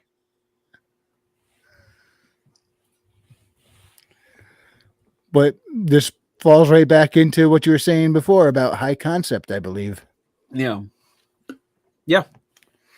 That's what I love about it. And you almost have to game theory your way through it. Everything is like just a series of chain reactions. How would it come to this point? Yeah. What if Nintendo was a mech manufacturing company? Yeah. You get one with I mean, their the quality duck is hunting dog painted on the side. Yeah, specially made for Italian plumbers. They can jump real high. What? Why do you call this the mushroom? They're mushroom powered. Yeah. Well, the pilots might be. Yeah. You know, in that case, Hades would be a great place for those mechs. Yeah, that was what I was thinking. Yeah, I was afraid it would go over the heads of most viewers at the moment who have not read Bound for the Sticks. Yeah, in Bound for the Sticks, the setting of Hades, there's mushrooms everywhere, like all over the place. Yeah. And actually, they do contain stuff like vitamin D and stuff. So if you have a Yeah, and that's one of the few foods that does. Getting vitamin D out of food is, well, you don't have many options for that. yeah, but yeah, it's all they eat there. So much of their foods are either animals or mold based. So or algae. I mean, algae is could be kind of like spinach. So that's okay, I suppose. Mushroom cannons. Don't say that around me, Star Fury. I already have a main character with an arm-mounted potato gun. Mm-hmm. She's gonna end up launching the whole garden before the whole series is over. But yeah, I'm also working on a bit of a gas lamp light-esque faction now. So they might actually be the subject of the third novel. So I'm really looking forward to get started on that. But I'm kind of like searching now what my next book is gonna be. I'm kind of like in between, experimenting with various projects, figuring out like, okay, this is what I want to work on right now. The branching paths are before you, and now you must choose. Yeah. Like I want to have the I already showed these, but I've got like the Enwin keychains now, which are in limited number on the current Kickstarter. We've got the doll. This is the prototype, and it's kind of my hope that I can get an Enwin campaign started next year. But I need to see because for the RPG. I want to see if we can go to Spiel. And Spiel is the biggest board gaming convention in the world. It just happens to be an hour away from me. So I'm talking with my game designer to see if we can get a booth there. I don't know if my game designer will be joining us because he is in New York, Chalk Outline Games. And yeah. Just, you do not want mushroom-addicted mech pilots with access to Gatling guns. Well, that might become the reality as the ecosystem like of a this fun world combo. is getting invaded by ecosystems from various other worlds. So, actually, that's one of the plots of Enwin, the first book. Super Mech Bros. Man, I do want to have like two Italian brothers in Max. The story writes itself. One red, one green. It really does right now. Star Fury asks, will there be a solo variant to your RPG? I mean, I am considering something of a system where, the anomalies and the monsters kind of auto-generate, and there's I think I would need to discuss it with my game developer, but for those who want to get involved in the game and want to make suggestions and stuff like that, join our Discord. And I want to try and get an RPG round table set up there, also for people who want to play test it and stuff like that, and also to introduce new concepts and ideas, and what kind of weapons would be nice to add. Although I guess I want to have like this is like a bolt action rifle, and people can basically say, well, I want to have this specific bolt action rifle or something like that, but. What we kind of what we want to do is that every weapon kind of like has a focus of failure, that you score a critical, that a particular part of the gun will fail. But yeah, we could like introduce that in a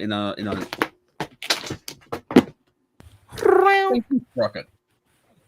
But we could like introduce that in a module that we introduce such failures per brand of weapon. So ultra crap weapons could not never fail, but because they are ultra crap quality. I love that name, by the way. Yeah. And I had to look up a word a little bit ago. I was going to mention something you do that not many other people. It's done, but not too often anymore.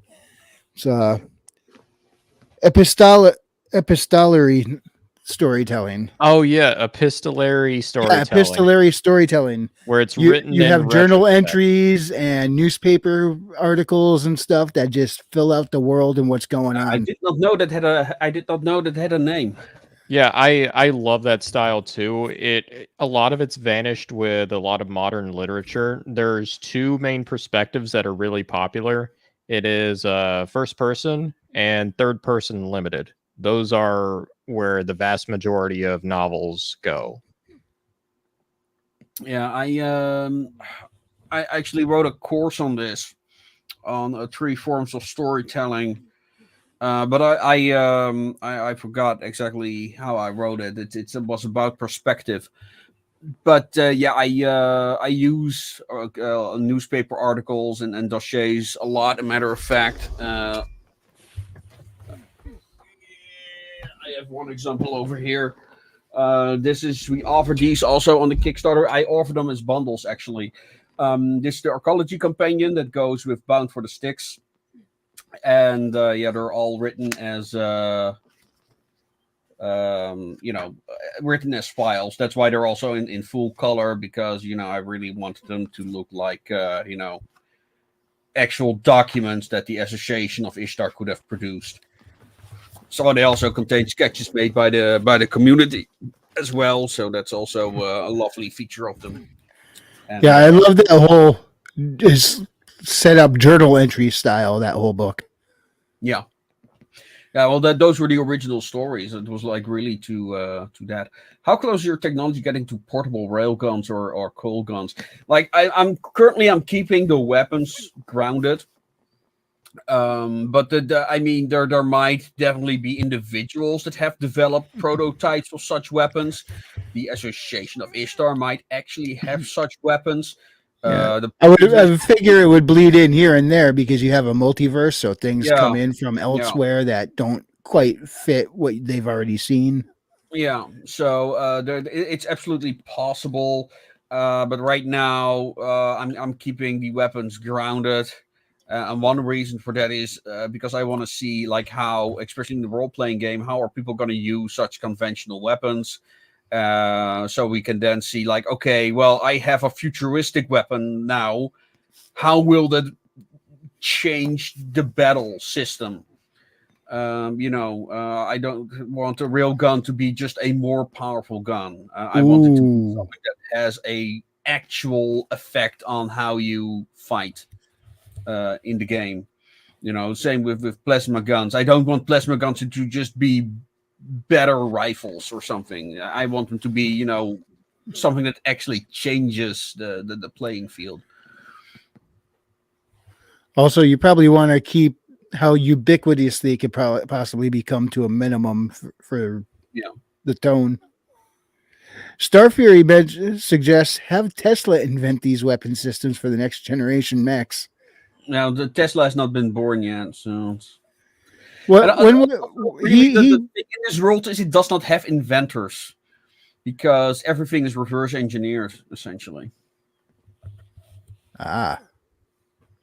So yeah, that's another thing. Nothing here is original. So that's why I use the example of the tanks, because how would a tank in this world look like if they already know what the end, or what the furthest known evolution will be of that vehicle.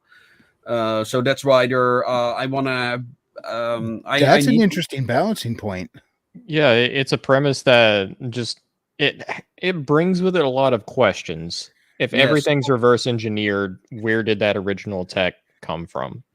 Yeah, but also the point of they have this seemingly boundless technology before them to reverse engineer, but what are they capable of actually reproducing with Mhm. with the resources they have available? Yeah, exactly. So And that the could probably be a logistical hard break point systems for and them. stuff. That's something I actually want to explore a little bit in the Knights of Avalon, because these guys, they want to have these hazard suits, but they need microchips for that. And the only group that can make microchips in this world is Uttercup. So they need to get in a collaboration with one of the most horrible companies in this world, but they cannot function without them. You must have So, been laughing your ass off when you came up with that name. well, the thing was, it literally did start off as a joke, and we could have said, well, if it ain't Uttercup, it is a piece of shit, and stuff like that, genuine Uttercup quality, and Oh, the slogans write themselves. yes, exactly, and then the Knights of Avalon came like far after that. But it was like, okay, well, how are they gonna have all this technology that they need? I didn't want to have like the Iron Woman situation where a college student just builds its super advanced technology in her college room. Eventually they're gonna have to take on jobs to actually kind of like enforce Uttercup's colonial policy. Otherwise, they cannot have the resources that they need to create the microchips. And not only that, they need the microchips for the further protection of mankind. So, because drones are also becoming a big thing in this universe, that's also something I really wanna play with. So that they use a lot of drones for exploration, but also enforcement and surveillance and scouting and all that stuff. I want to have something of a class called the Puppeteer, which are basically people who specialize in drone controls. Like have like one big thing with them, kind of like the old clankers of Shadowrun, who had like this entire rig with them to control their drones. I kind of want to bring that back. Cool. Now, Tim Allen says, okay, time for a stupid question from me. What the heck is steampunk and how did it come about? Okay, so steampunk can refer to one of three things. It can refer to the aesthetic that most people are familiar with. It can refer to the genre, which I define as cyberpunk in the past, and it can refer to the costume community. So it can mean three different things. For the genre, I define it as cyberpunk in the past, for me, it's like all pasts. It kind of combines a lot of pop culture tropes with alternate history. Would you also kind of include where there's a lot of people who will subdivide that even further, stuff like diesel punk. What are a few other subgenres that have kind of been made out of that? Would you also call that steampunk? Yes. And AC Pritchard says, I recently discovered solar punk. I have not heard of that. I'm wondering. Yeah. But Story for Erie asked an interesting all question. The books end with, "Thank you for reading my TED Talk." That's the impression that I get from solar punk. Yeah, I've never heard of solar punk either. Nor have I. There's nothing punk about it. Don't worry. Star Fury says, interesting question here. Doesn't limiting your humans to reverse engineering, human ingenuity is limitless, especially during wartime. I would think, though, that if you're trying to figure out how to build something and pretty much an instruction manual becomes accessible, you're going to go stop and read that instead of just sitting there and fiddling with it yourself, most likely. But it depends on how old the technology is. If it's super old, it's going to be difficult to find any sort of instruction manual. So then it really does become all about reverse engineering. But I mean, at that point, since they have this stuff to reverse engineer from, I would imagine they don't need to sit there and try to discover. They look at where it already is and go, how do we do that? Yeah, well, I mean, it's like give a caveman a lighter, and he thinks you're a god because you can make fire. They're not gonna figure it out how it works or what it is. So there's a lot of technology that they'll find or encounter that they cannot do anything with it because they have no clue what they're looking at. Like they start discovering a lot of futuristic technologies as early as the 1810s. But only until like the 1850s they can actually do something with that. And Gulam, and it's not just for at least for me, for my works, it's not just about the technology and oh, look at all the fancy science fiction stuff they can build. It's like really about these guys like Gulam Ali thinking, wow, we can go to Elysium. Okay, how do we do it? And then arrange everything, the logistics, the willpower, the resources, and everything. And that entire story is what the first issue of Journey of Elysium is about, and even doesn't really go into detail where all the technology comes from. There's like an entire infrastructure that he built up with help of people that we do not know who they are yet, from places where we don't know where they are. So who knows, all the kind of stuff that had to come together to get that all done. And his venture fails and he falls in disgrace, and the project gets abandoned because of it, until they need it again. So there's a lot more to it. I mean, it's like you get let's say that somebody gives you a Betamax recorder, well, reverse engineer that, figure it out, Yeah, but are we many of us today, the population today, are we really much better than that? You mentioned the caveman with a lighter. He would figure it out, but does he understand how it works or how to make another one? No. And unfortunately, even though many of us nowadays, he can figure out how to use it, but when it runs out of fluid, he's not going to understand why it's no longer working or how to replicate this mechanism and make another. And as people nowadays, many of us aren't much better. We're familiar with the technology. We have it. We use it. Do we understand how it works? Most of the people driving the car even know how to change their oil. I'm reminded of the White Headhunter. He was that's the story of a man. This actually happened. He got stranded somewhere in Polynesia, I think it was, and there were all these very primitive tribes. And they had met white people before, but they don't understand white culture and stuff like that. Well, he took them in. He created all kinds of stuff for them. But one of the things about it is that he was the man of iron.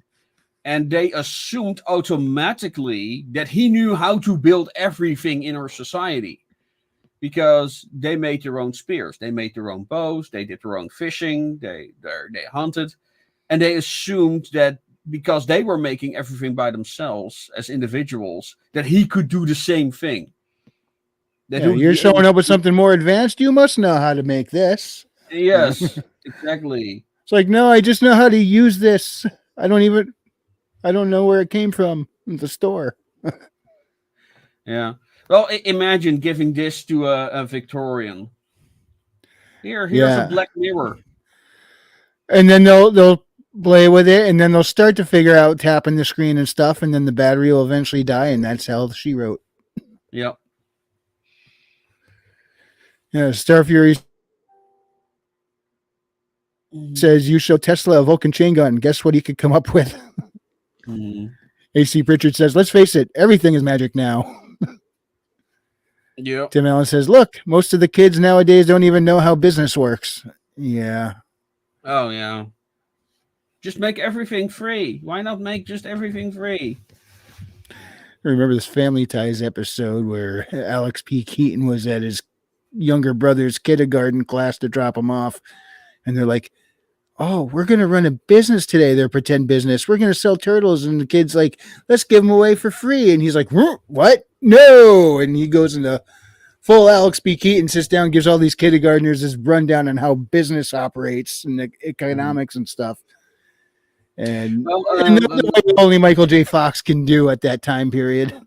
Now, what about the last remark by Star Fury about Leonardo da Vinci?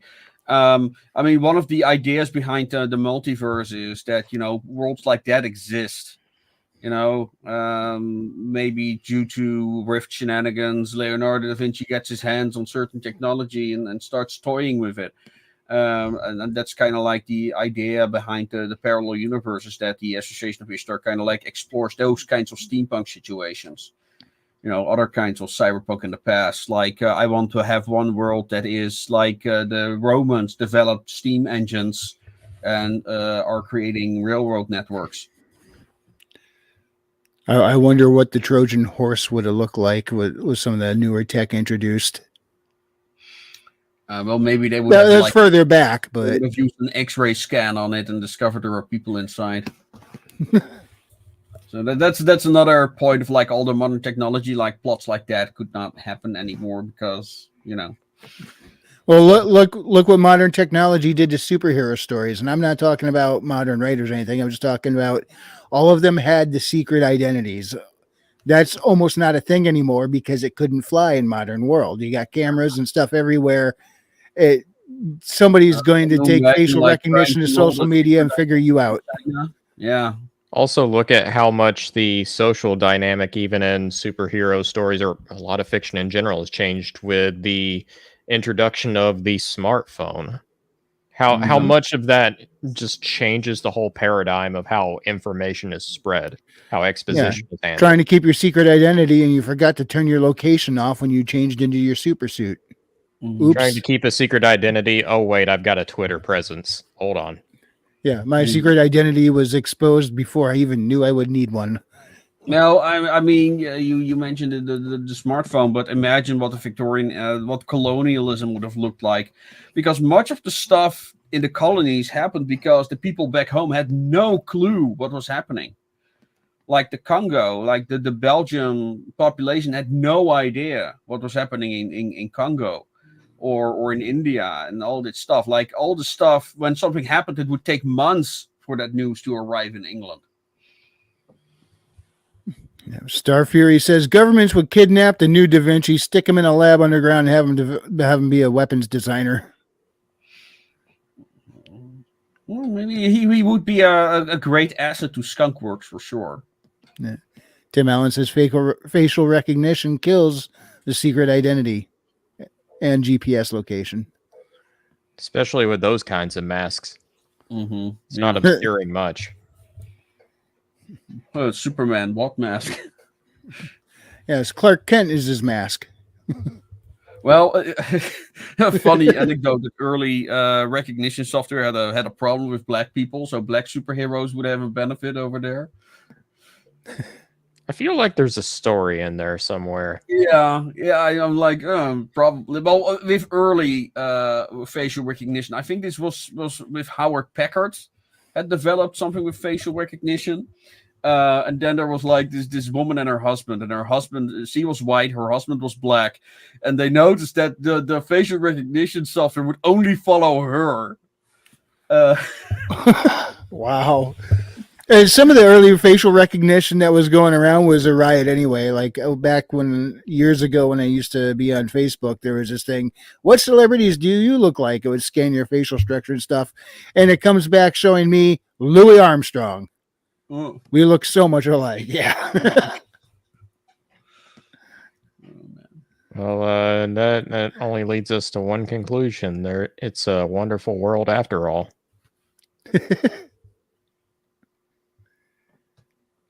And oh no, that's the same thing. Okay, there it is. There are still issues with facial recognition systems. They haven't improved very much. I can imagine. Early, slow release AI. AI does help in a lot of those aspects, but it's still it's very shaky technology. I'm still not even fully on board with calling it AI. I don't think that's the right I think label it's for a what all this stretch. is. Well, Yeah, a lot it's of it AI is smoke and mirrors anyway. it's an oversized flow chart. Yeah. I know enough about it. At most, a lot of it boils down to weighted decisions that it makes. But even then, there's a logic to it. A lot Yeah, of it well- is actually formed by the data it works with. Yeah, it takes the data you give it and it runs it through a massive chart of if this then that, and here it spits out a probability. Don't get me wrong, it gets unbelievably complex, but on a basic level, yes, that's how it's working. Are there computer systems in your universe yet? Yes, there are actually. I recently well, unfortunately I'm not sure it actually got rejected or if there was no room, but I did submit that story to Iron to Anvil, called Home of the Future, which is about somebody who works with computers, so to speak. And well, the Rage in the Machine is very cyberpunky in that way, so I guess you could also call that computers. But yeah, the different engines are definitely a thing, and also microchips. Yeah, I was going to say the mere fact that you mentioned that they make microchips leads me to believe that there would be. Yeah. That's also something I think is very unique about Association of Ishtar is that we're in a steampunk setting, but there's also augmentations, which is something you see most of the time in cyberpunk or some variant of hard sci-fi. Well, I mean, I actually made a video about this called Cyberpunk versus Steampunk. It's somewhere on my channel, where I talk about the differences between cybernetic implantations in Cyberpunk and Steampunk. Where with Cyberpunk, it's often connected to the commodification of the human body, and the human desire to be stronger. Where in Steampunk, it's often more associated with personal growth. It's often a lot more unique in Steampunk. In Steampunk stories, like it's affiliated with a trauma. I mean, a lot of people. I don't think that. What's it? Full Metal Alchemist is a good example of steampunk, but that approach to cybernetics where it's directly associated with the trauma of the characters. Right. It's a lot more low tech compared to something like cyberpunk. Yeah. Yeah, it's a lot more like, well, it's a metallic arm, and that's basically it. It's the arm that's a lot less vulnerable than a fleshy arm. Where in cyberpunk, you'll often have like all these hidden weapons and special things, and everybody turns into Inspector Gadget. Yeah. I mean, I still love the little elements of fantasy in there, like even in Full Metal Alchemist, like Edward, for example, has a metal arm, but they'll mention a line, "Oh, we're connecting it to your nerves." That's pretty advanced, actually. Yeah. Pretty advanced stuff for such a low-tech world. Hey, now that I think about it, does that mean Inspector Gadget can be considered a cyberpunk? Maybe. Not in tone, but in technicality, perhaps. Yeah, well, actually, I did write a character like that, but I wrote him in Dutch, and it was actually inspired by a drawing of I forgot what the webcomic is called. Maybe it was Penny Arcade, one of those, and it actually had a Deus Ex version of Inspector Gadget. That's kind of cool. Yeah, and based on that image, I actually based a kind of like cyberpunk character set in more of a sci-fi fantasy universe. Although the stories related to him were far more cyberpunky. Although he was often confronted with, like one story I wrote about him where he was confronted with a cursed doll that would make all kinds of accidents happen all the time. This is not Anwin, I take it. Sorry? This cursed doll is not Anwin, though, right? No. This was a Wyong doll. Like my first attempt at a book was like this fantasy sci-fi universe, heavily inspired by the Dutch Golden Age and Indonesia. So the old TV show Wild Wild West didn't have that element of steampunk in it. Yeah, but that falls under the Weird West. Weird West is kind of like proto steampunk. Weird West has a lot of steampunk elements in it too. Like it's kind of a mishmash in a lot of ways. I didn't even Yeah. realize that was a category. Weird West. Yeah, steampunk kind of banished it. But yeah, it's far older than steampunk. Yeah, like, because I never saw the series Wild Wild West, but I saw the movie with with Will Smith and Yeah, was it Calvin Klein? Calvin Klein. Yeah. Yeah, and I had a good time with that. Other than the guy who had the prosthetic legs, I'm like, yeah, I don't see steam powering that one. Yeah. I Yeah, could suspend belief on most of it, but that one was like, okay, I'll just consider this science fantasy and enjoy it. But for yeah, what it is. the most probably the easiest example of Weird West you could kind of take a look at is like the Dark Tower series. That's Weird Western to a T. Does Cowboys and Aliens count as Weird West? Yeah. Yes. Weird West is really just anything that was combined with Western, sci-fi, fantasy, horror. I think There's even actually a video game like released a couple of years ago called Weird West. I think even Robert E. Howard wrote a few Weird West stories. A lot. I It was would like not be supernatural surprised. westerns. I would not be surprised. That is absolutely up his wheelhouse. Yeah. I mean, it's also a perfect fit for Lovecraftian stories as well. Yeah, Yeah. and he loved going the Lovecraftian angle for a few different reasons. He actually wrote some of the Lovecraft mythos. He was a personal friend of Lovecraft as well. Yeah, Oh, wow.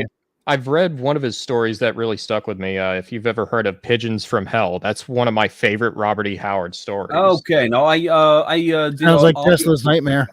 Yeah, I made an audiobook of The Black Stone, which is one of his Lovecraft stories. Oh, wow. nice. Yeah, I believe I've read that one actually. I have a small It's a little pretty famous compendium. one, yeah.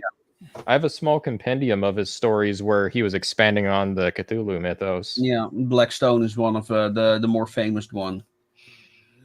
Star Fury says, wouldn't they enhance their bodies with suits like Iron Man rather than body horror cybernetics in your universe? Okay, so yeah, now I need to get a little bit in the lore of that, which is that they're in the Wrench in the Machine. Is very cyberpunk in many ways, but it deals with a transhumanist cult. So I think that kind of explains that. And I'm now working kind of like on creating a gas lamp version of that. I don't think he married the pigeon. No. He had great affection for the pigeons, though. He'd feed them. He loved these birds. They were his companions. Yeah, it sounded like he had become like a paranoid schizophrenic at that point, and he believed there was an angel inside there or something. I didn't hear about that one. Yeah, Yeah, there was more going on. Like he projected all kinds of stuff on one particular pigeon that always visited him. And he kind of went off the deep end when that pigeon died. Yeah. I've done that when I lost a pet. But I didn't project an entire alternate reality onto this pet, so Was it a pigeon though? no, it was a cat. Oh, You just never fallen in love with a pigeon. Yeah, I know not to fall for that. We all saw what happened to Tesla. Now, I don't know if he truly was getting romantic feelings for the pigeons. I read a quote that he used that to compare how much he felt for the pigeons, but I didn't think he meant it to be save the cat from E.C. Pritchard. I don't think he meant it as in he was having I'm just guessing though. I read the quote. He's long dead before I'm here, so I can't ask him. Yeah, I forgot the details, but there was like something more going on than. It was a little more extreme than healthy. Yeah, it was not healthy. That was, I think what happened was that thing actually got struck by one of his inventions. I think that thing actually got electrocuted. Oh, then I could really see that messing with him. Like this critter was like always there. not really someone, but someone to talk to, and then your own actions caused it to die. That would drive him off the deep end. So it's a whole extra layer of tragedy. Yeah. Yeah. Sorry, Bonsart, your last sentence. I think we both Oh, stepped I on just said yeah. That was it. Otter back in the chat says, "Save the pigeon." Electrocute the pigeon.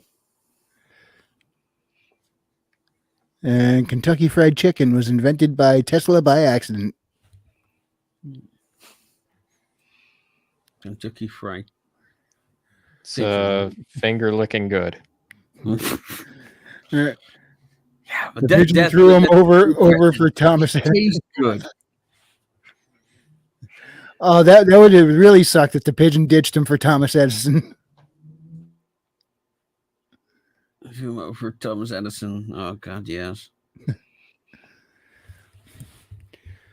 So you have the closing date for the campaign. Do you have an estimated time of release that you expect it to be?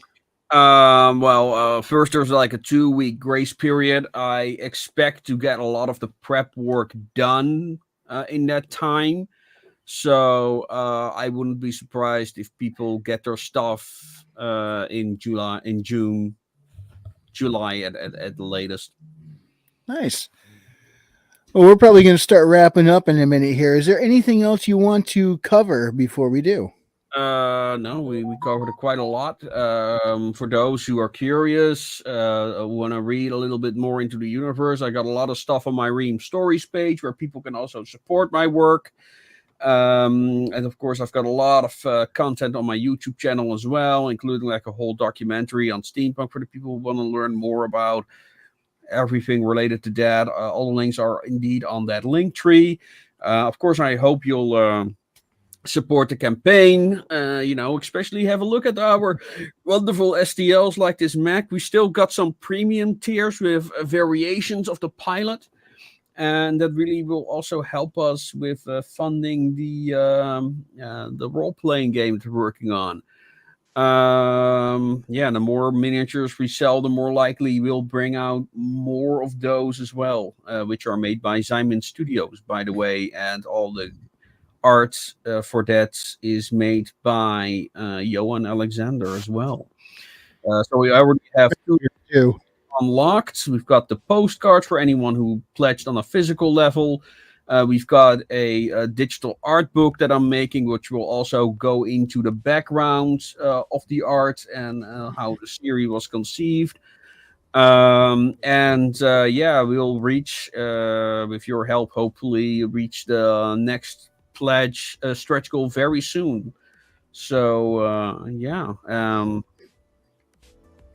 this is a little scene to get a little taste of the stories. This is not a scene included in the book, by the way. The art is gonna be amazing, and more video content soon. Yeah, I do. I love this style of the art here. This is like, it's very comic bookish, but slightly unique to its own self, and I just like. Mm-hmm. I like that contrast between serious and cartoonish in the appearance. It nails it. It's very much Johan's unique style. Yeah. And speaking of art, we also have posters for sale. So for those who would like this on their wall. All right. Tried to scroll down, and do we have the posters on this page here?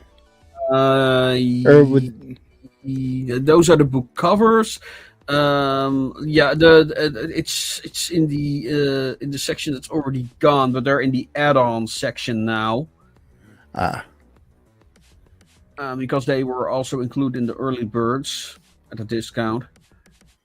But they should be like at the bottom of the page. I think it's the backer cover and the cover of the Kickstarter itself.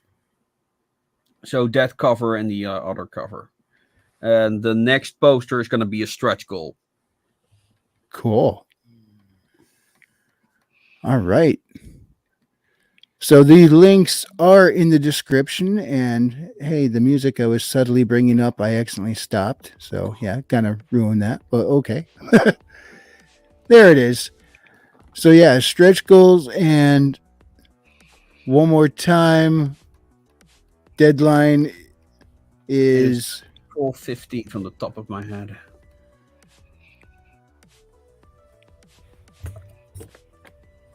combination of touchpad mouse and touch screen with no actual mouse. I get a little clumsy on here. My apologies.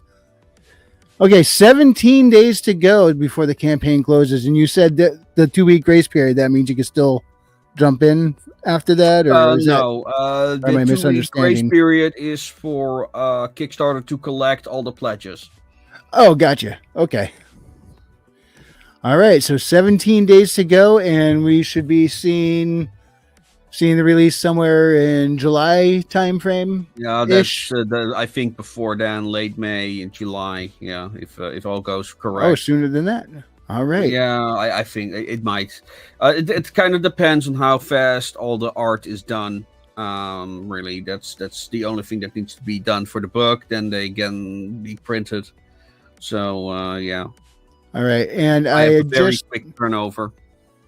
and I just a few moments ago I posted the link to this page in the chat. This gives you good access to a whole bunch of things to understand the world. Correct? Yeah, social media and everything. Journey to Elysium can also be read on Global Comics, but it's just one comic, so I do not promote Global Comics at the moment that much. And that's where I if you just got wanna one have of them all from the other day. Support me on Ream Stories, and I also give something cool that Ream Stories is currently working on is an Kickstarter integration, which means if you support me on Ream Stories, you get a discount on our Kickstarter. Oh, nice. Yeah, but that's not yet implemented. So hopefully with the next Kickstarter, who knows? I just downloaded the digital version of your comic the other day because my eyes don't work so good anymore, but on the screen I can enlarge it and read it. Okay, over in the chat.